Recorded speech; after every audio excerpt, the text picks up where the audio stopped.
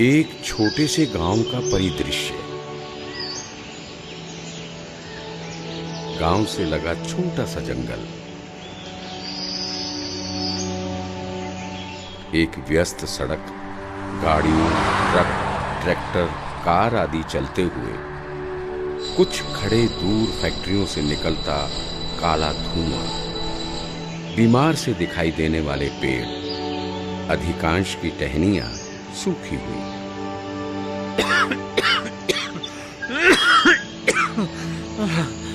हाय, ये प्रदूषण, हे भगवान! अरे क्या हुआ मित्र?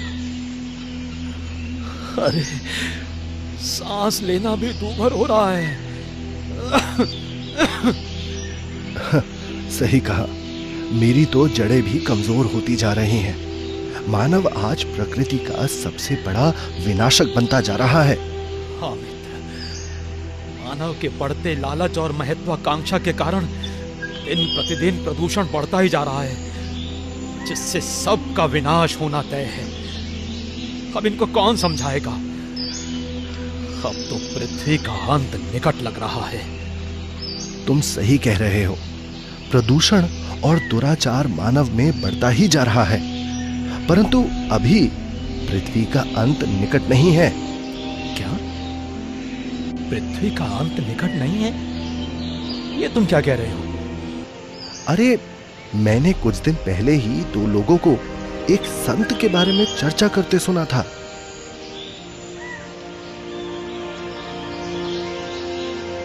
दोस्त, पता है, हमारे गुरुजी अपनी आध्यात्मिक शक्ति से मानव के मन को पवित्र और धरती को स्वर्ग बना रहे हैं। अच्छा?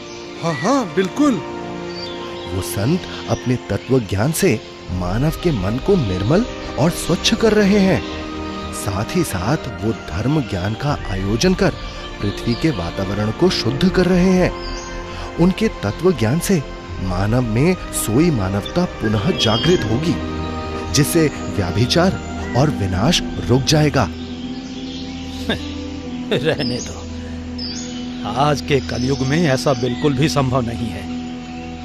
पहले भी कई संत महात्मा यहाँ धर्म यज्ञ करके चले गए, लेकिन हमें उनसे उल्टा नुकसान ही हुआ। सैकड़ों पेड़ों को हवन में अपनी बलि देनी पड़ी। हवन से होने वाले धुएं से सारा वातावरण जहरीला बन गया। ओम श्री वरप्रदाय श्री नमः स्वाहा। तुम विश्वास रखो, मैंने सुना है कि संत रामपाल जी महाराज के धर्म यज्ञ में लकड़ियों से हवन नहीं किया जाता, जिससे जंगल का कोई नुकसान नहीं होता। अरे देखो, उसी तत्वदर्शी संत के अनुयायी अपने गुरु के सानिध्य में धर्म यज्ञ का आयोजन कर रहे हैं। अब तुम्हें जरूर विश्वास होगा। परमात्मा कबीर जी ने 600 वर्ष पहले अपनी वाणी में लिख रखा है कि धर्मदास, एक समय आएगा कलयुग में पूरे विश्व में मेरी ही पूजा हुआ करेगी। ये पांचों यज्ञ अब यहाँ सतलोक आश्रम बरवाला में है, इस पृथ्वी पर और है नहीं कहीं पर भी। एक यज्ञ है धर्म की, दूसरी यज्ञ है ध्यान, और तीसरी यज्ञ हवन की, चौथी यज्ञ प्रणाम, और पांचवी यज्ञ है ज्ञान की। एक यज्ञ है धर्म की, जैसे यहाँ भंडारा चलता है दिन और रात, कभी भी पुण्यात्मा देर सवेर कभी आ जाते हैं, उनको हर समय आहार उपलब्ध होगा, भोजन तैयार मिलेगा। ये धर्म यज्ञ है। और दूसरी यज्ञ है ध्यान। यहाँ आने वाले पुण्यात्मा को परमात्मा का ही चिंतन ध्यान रहेगा। सत्संग सुनेगा तो भगवान का चर्चा, बैठ कर बतलावेंगे आपस में भगत जन, अपनी अपनी उपलब्धि और ज्ञान सुनाएंगे तो भी चिंतन भगवान का, ध्यान भगवान का, मेडिटेशन भगवान का। हमने ध्यान को मेडिटेशन मान लिया। मेडिटेशन मीन्स हठ योग। ध्यान का अर्थ होता है भगवान की भूल ना पड़े। हमारा वो मेडिटेशन है, वो ध्यान है। तीसरी यज्ञ है हवन की। अब यहाँ पर ये ज्योति जल रही है परमात्मा की। अब जैसे वेदों में ऐसा नहीं है कि बठवाड़ा लकड़ गिर जो उसमें सुबह सुबह करें चम्मच ठोक ठोक के, हवन का अर्थ है घी प्रज्वलित कर देना, देसी घी गाय भैंस का। उससे जो प्रतिक्रिया एटमॉस्फेयर में होती है वो होगी ही होगी। अब परमात्मा ने एक सिंपल वे निकाला। एक रुई, एक 100 ग्राम रुई, गणित 200 ग्राम रुई से आप चाहे 2 क्विंटल घी सवा कर लो, और यदि लकड़ियों में डालोगे तो उसमें मनमाने 20 किलो लकड़ियों में काम बने, तो 20 किलो लकड़ी जड़ेंगी, उनसे कार्बन डाइऑक्साइड अधिक हुआ।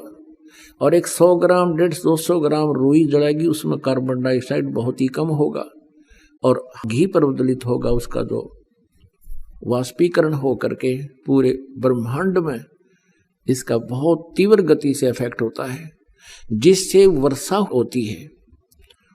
तो अब ये धार्मिक अनुष्ठान पूरी पृथ्वी पर प्रारंभ हुआ है।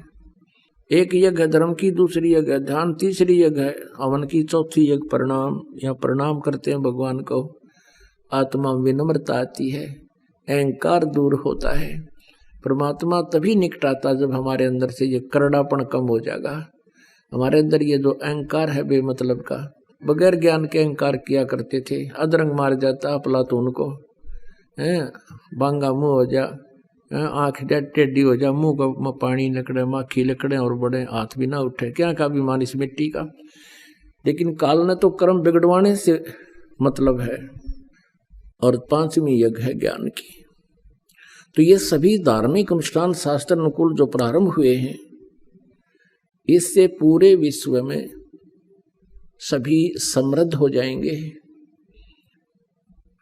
और सबसे बड़ी बीमारी जो हमारे लगी हुई है या माया जोड़न की, एक कोठी की बजाय 2 कोठी बना लो, फिर 3 बना लूं, छोटी कार ले ली, फिर ने सोचा 20 लाख की ले लूं, ये बकवाद खत्म हो जाएंगी आपकी कति।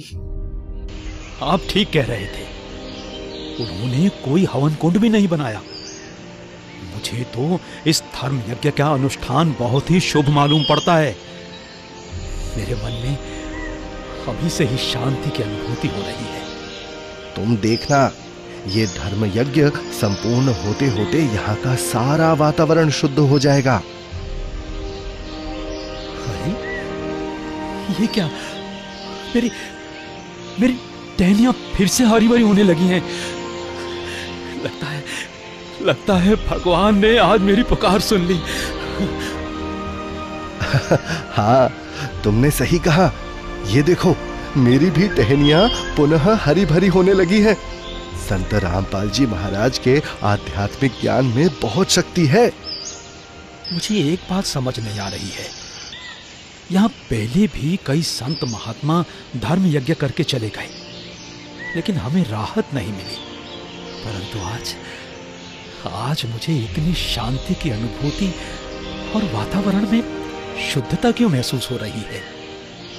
पहले जितने भी लोग धर्म यज्ञ के नाम पर आए, वो सब नकली और ढोंगी थे। संत रामपाल जी महाराज अपने अनुयायियों को शास्त्रों के अनुकूल सत्य भक्ति प्रदान करते हैं। उनकी भक्ति में शक्ति होती है। ऐसे संत की भक्ति से मुर्दे भी जिंदा होते हैं। नहीं, आज के समय में ऐसा होना बिल्कुल भी संभव नहीं है। ऐसी बातें अंधविश्वास और पाखंड को बढ़ावा देती हैं। दोस्त, तुम तो बहुत स्वार्थी हो।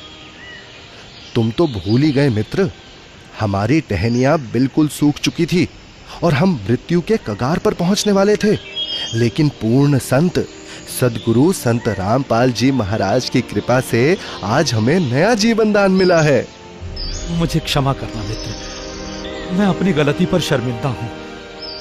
संत रामपाल जी महाराज के आध्यात्मिक ज्ञान की पूर्ण जानकारी कैसे और कहां से मिलेगी?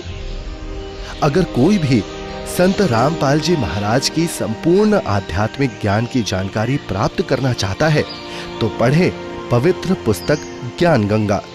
बुक को फ्री में मंगवाने के लिए डिस्क्रिप्शन में दिए हुए लिंक पर अभी ऑर्डर करें। आज ही प्ले स्टोर से डाउनलोड करें संत रामपाल जी महाराज ऐप।